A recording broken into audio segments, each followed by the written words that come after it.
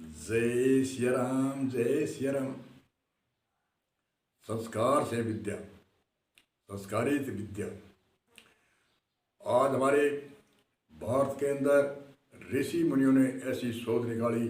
14 विद्या में एक विद्या है जो पहले हम बच्चा संस्कार से माता के गर्भ से बच्चा जन्मता है तो 16 संस्कार ऋषि मुनियों ने बताए। 16 संस्कारों में पहला संस्कार है माता के गर्भ का संस्कार। माता के गर्भ में कहते हैं 3 महीने के बाद में माता जो अच्छी विचारधारा सुनेगी तो बच्चों के प्रभाव उस गर्भ में ही माता के बच्चे का प्रभाव होता है। जैसे प्रहलाद भगत की कथा आती है। प्रहलाद भगत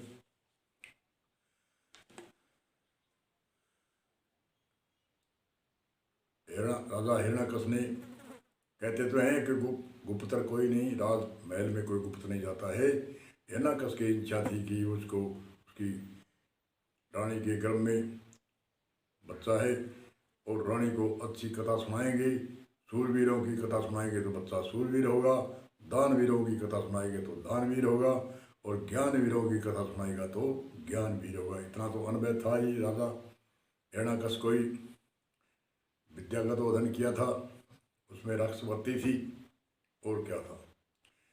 तो हिरण्यकश्यप ने नारद मुनि को कहा रानी गर्भवती है इसलिए उसको अच्छी कथा सुनाओ। तो नारद मुनि ने भक्तों की ज्ञानवीरों की कथा सुनाई तो प्रहलाद भगत ज्ञानवीर और भक्त हुआ। और सूर्य मुनि माता के गर्भ में था। वेद व्यास जी ने भगवत कथा सुनाई तो वो भगवत कथा में बड़े उत्तीर्ण और ज्ञानवीर हुए। ज्ञानवीर उसे कहते हैं जो डंके के साथ में कहता है कि मैं इसकी मोक्ष मुक्ति करा देता हूँ। कथा सभी सुनते हैं, श्रोतागण सबको अनुभव है। राजा परिषद को गंगा घाट में अनेक ऋषि मुनि विद्वान थे। उनका पिता सुखदेव मुनि का पिता वेद व्यास जी था, उसका दादा पाराशर भी था और ऋषि मुनि अनेक थे। फिर भी किसी ने राजा परिषद सबके आगे निवेदन किया मेरी 7 दिनों में मृत्यु है। एक ऋषि ने श्राप दिया है मेरी 7 दिनों में मृत्यु है। कोई मोक्ष मुक्ति कराने वाला हो, कोई भी महान पुरुष है उनकी मैं बार बार कोटिन कोट नमन करता हूँ। सब ने कहा अरे इतने दिनों में क्या होता है, कई हजारों वर्ष तपस्या करते हैं और आप 7 दिनों में मोक्ष मुक्ति चाहते हैं। तो सूर्य मुनि ने डंके के साथ में कहा कि मैं 7 दिनों में मोक्ष मुक्ति कराऊंगा। एक अमुक ऋषि मुनि ने 3.5 दिनों में मोक्ष मुक्ति कराई थी तो ये तो 7 दिन है। कहने का अर्थ है ज्ञानवीर जैसे सूर्य मुनि ने डंके के चोट में कह दिया कि मैं मोक्ष मुक्ति कराऊंगा।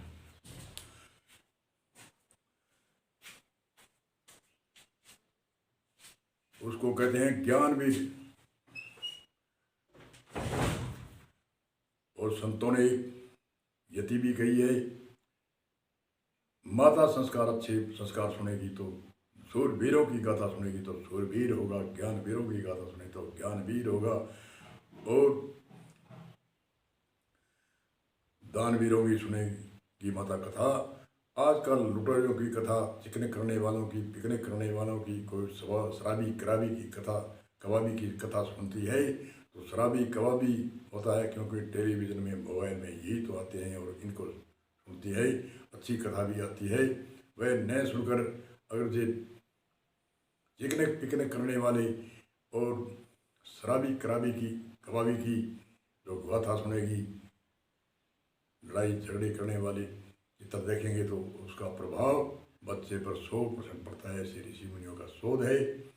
तो एक यति भी कही है जननी जने तो संत जने कह दाता कह सुर या तीनों में न रहे बांजनी मति गमावो नूर।